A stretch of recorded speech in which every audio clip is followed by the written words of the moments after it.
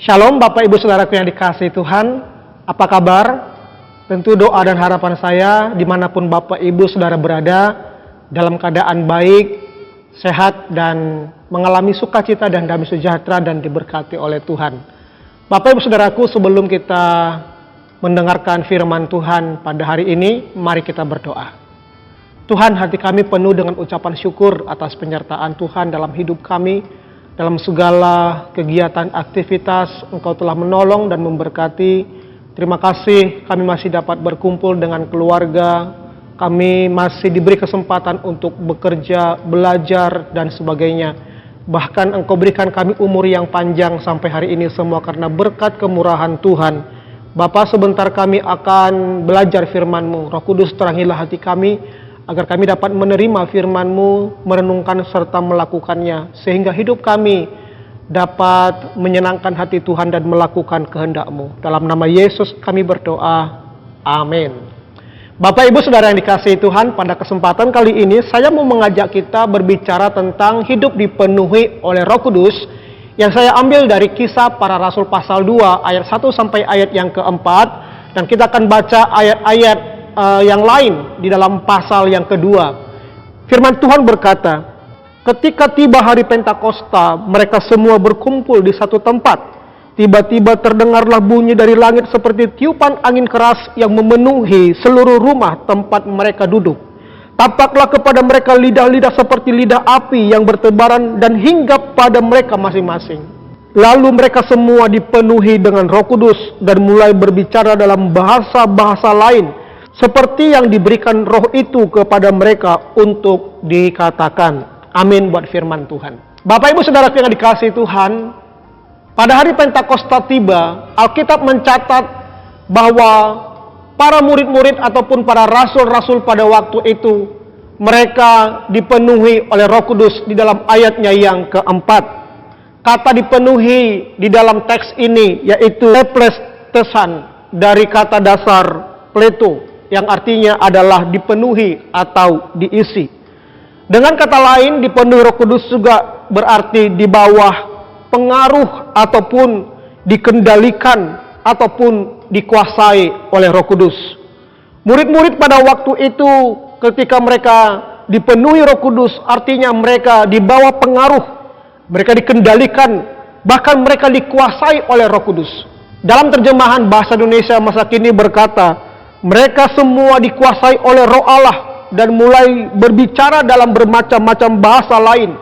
Mereka berbicara menurut apa yang diberikan Roh itu kepada mereka untuk diucapkan. Bapak Ibu Saudaraku, dipenuhi Roh Kudus artinya mereka dikuasai, dikendalikan, bahkan juga mereka di bawah pengaruh oleh Roh Kudus. Murid-murid ataupun para rasul yang mengalami kepenuhan Roh Kudus, dipenuhi Roh Kudus pada waktu itu, mereka di bawah pengaruh, dikendalikan, atau bahkan juga dikuasai oleh Roh Kudus. Bapak Ibu Saudara yang dikuasai Tuhan, tentu ada dampak yang mereka alami ketika Roh Kudus menguasai mereka. Pertanyaannya adalah, apa dampak ketika murid-murid Yesus ataupun para rasul hidup dipenuhi, dikendalikan, ataupun dikuasai oleh Roh Kudus? Dari Kisah pasal 2 ini kita menemukan ada beberapa dampak yang dialami oleh para murid. Yang pertama, mereka diberikan karunia rohani. Ayat 4 berkata, lalu mereka semua dipenuhi dengan Roh Kudus dan mulai berbicara dalam bahasa-bahasa lain, seperti yang diberikan oleh Roh itu kepada mereka untuk dikatakan. Bapak Ibu Saudara yang dikasihi Tuhan, Alkitab mencatat ketika murid-murid ataupun para rasul dikendalikan ataupun dikuasai oleh Roh Kudus, mereka diberi karunia rohani, yaitu salah satunya yaitu bahasa-bahasa lain. Ada beberapa hal penting yang perlu kita pelajari, yang perlu kita ketahui tentang karunia bahasa-bahasa lain ini. Yang pertama, bahwa bahasa ini bersumber dari Roh Kudus dalam ayatnya yang keempat. Jadi Roh Kuduslah yang memberikan bahasa itu kepada mereka sesuai dengan keinginan ataupun kehendak Roh Kudus untuk diucapkan oleh para rasul ataupun murid-murid pada waktu itu. Jadi Bapak Ibu Saudaraku, yang perlu kita ketahui bahwa bahasa-bahasa lain yang diucapkan mereka itu bersumber dari Roh Kudus. Bukan karena keinginannya sendiri, bukan karena dipengaruhi oleh orang lain, bukan karena ikut-ikutan, tetapi ternyata semuanya itu berasal dari Roh Kudus. Nah, yang kedua, tentang bahasa lain itu diberikan kepada orang yang percaya dalam ayat 6 bagian B. Jadi bahasa lain yang dikaruniakan oleh Roh Kudus itu diberikan kepada orang yang percaya kepada Yesus. Nah, yang ketiga, bahasa yang diberikan oleh Roh Kudus itu adalah bahasa yang dapat dimengerti, yaitu bahasa bangsa-bangsa. Kalau kita perhatikan dalam ayat 7 sampai 11 itu sangat jelas sekali bahwa orang-orang yang berkumpul di Yerusalem pada waktu hari Pentakosta itu mereka terheran-heran karena mereka dapat mendengar orang Galilea bahasa mereka sendiri. Misalnya bahasa Arab. Orang Arab datang ke Yerusalem dan mereka mendengar orang Galilea berbahasa Arab dan mereka mengerti, mereka mengetahui, mereka mendengar arti dari bahasa itu.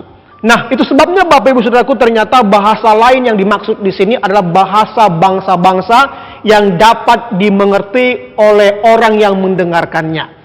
Nah, yang tidak kalah pentingnya adalah tujuan dari bahasa-bahasa lain itu. Tujuannya adalah untuk menceritakan perbuatan-perbuatan besar yang Allah lakukan dalam ayat 11 bagian B. Tuhan memberikan karunia bahasa lain kepada murid-murid ataupun rasul-rasul pada waktu itu ketika mereka dipenuhi Roh Kudus. Tujuannya cuma satu, untuk menceritakan perbuatan-perbuatan besar yang Allah lakukan dan didengarkan oleh banyak orang pada waktu itu. Nah, yang kedua, dampak dari dipenuhi, dikuasai ataupun dikendalikan oleh Roh Kudus, yaitu berani untuk memberitakan karya keselamatan Allah yang dikerjakan oleh Yesus Kristus. Dalam ayatnya yang ke-22 firman Tuhan berkata, "Hai orang-orang Israel, dengarkanlah perkataan ini. Yesus dari Nazaret adalah orang yang telah ditentukan Allah dan dinyatakan kepadamu dengan kekuatan-kekuatan, mukjizat-mukjizat dan tanda-tanda ajaib yang dilakukan Allah dengan perantaraan Dia di tengah-tengah kamu seperti yang kamu ketahui." Nah, Bapak Ibu Saudaraku, ini perkataan dari Petrus. Ketika Petrus dikuasai oleh Roh Kudus, ketika Petrus dikendalikan oleh Roh Kudus, ketika Petrus dipenuhi oleh Roh Kudus, Petrus berani menyampaikan tentang karya keselamatan Allah yang dikerjakan oleh Yesus Kristus. Nah, Bapak Ibu Saudaraku yang dikasihi Tuhan, dari beberapa ayat firman Tuhan ini, kita menemukan ada beberapa konsep keselamatan yang Petrus sampaikan kepada orang-orang di Yerusalem pada waktu itu. Yang pertama adalah Petrus mengajak mereka untuk berseru kepada Tuhan agar diselamatkan dalam ayat 21. Yang kedua, bertobat dan dibaptis di dalam nama Yesus dalam ayat 38. Nah, jadi bukan hanya berseru, tetapi mereka juga harus bertobat dan dibaptis di dalam nama Yesus di dalam ayat yang ke-38.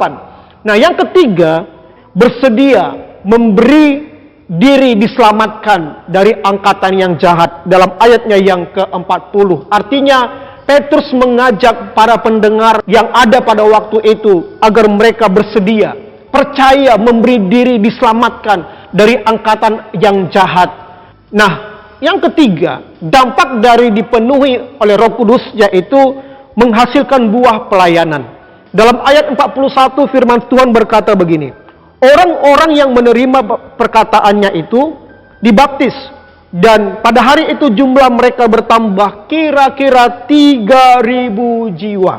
Nah, Bapak Ibu Saudaraku yang dikasihi Tuhan, Petrus yang dipenuhi Roh Kudus, Petrus yang dikendalikan oleh Roh Kudus, Petrus yang dikuasai oleh Roh Kudus pada waktu itu, dia berani berkhotbah. Dan ketika dia berkhotbah, 3.000, kira-kira 3.000 orang bertobat terima Yesus. Artinya apa?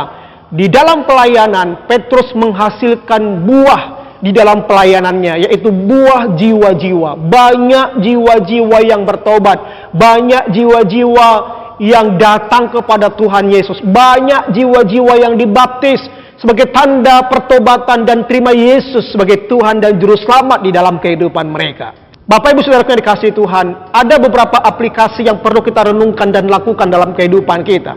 Marilah kita hidup dipenuhi oleh Roh Kudus. dikuasai dan dikendalikan oleh Roh Kudus. Dengan apa? Dengan menyerahkan hidup kepada Tuhan, bergaul, bersekutu dengan Roh Kudus, membangun hubungan yang intim dengannya.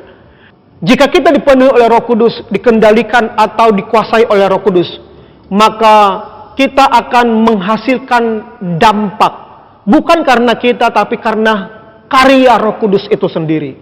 Yang pertama, kita akan diberikan karunia rohani. Mungkin saat ini kita tidak diberi karunia bahasa lain, atau mungkin bukan bahasa lidah, tetapi ada karunia-karunia yang lain, misalnya karunia mengajar, karunia menasehati, dan lain sebagainya. Yang kedua, jika kita dipenuhi oleh Roh Kudus, maka kita akan berani untuk menceritakan tentang Yesus kepada orang lain. Di luar sana, di teman-teman kita, di komunitas kita, di keluarga kita, banyak orang yang belum percaya pada Yesus. Jika kita dipenuhi, dikendalikan oleh Roh Kudus, maka kita akan berani untuk menyampaikan tentang Yesus kepada mereka. Dan yang ketiga, jika kita hidup dipenuhi Roh Kudus, maka seyogianya kita hidup berbuah.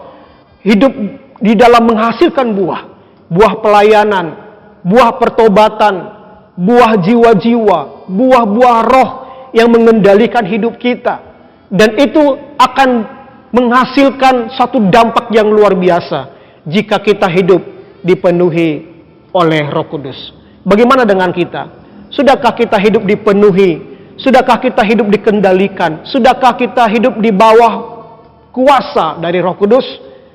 Marilah kita senantiasa memohon kepada Tuhan, kiranya Roh Kudus-Nya senantiasa memenuhi hati dan pikiran kita, agar kita juga diberi karunia, diberi keberanian untuk beritakan Injil, bahkan kita menghasilkan buah di dalam kehidupan kita, buah pelayanan, buah pertobatan, bahkan buah-buah roh kita hasilkan, sehingga banyak orang melihat kemuliaan Tuhan di dalam kehidupan kita. Kiranya firman Tuhan ini menjadi perenungan bagi kita. Tuhan Yesus memberkati.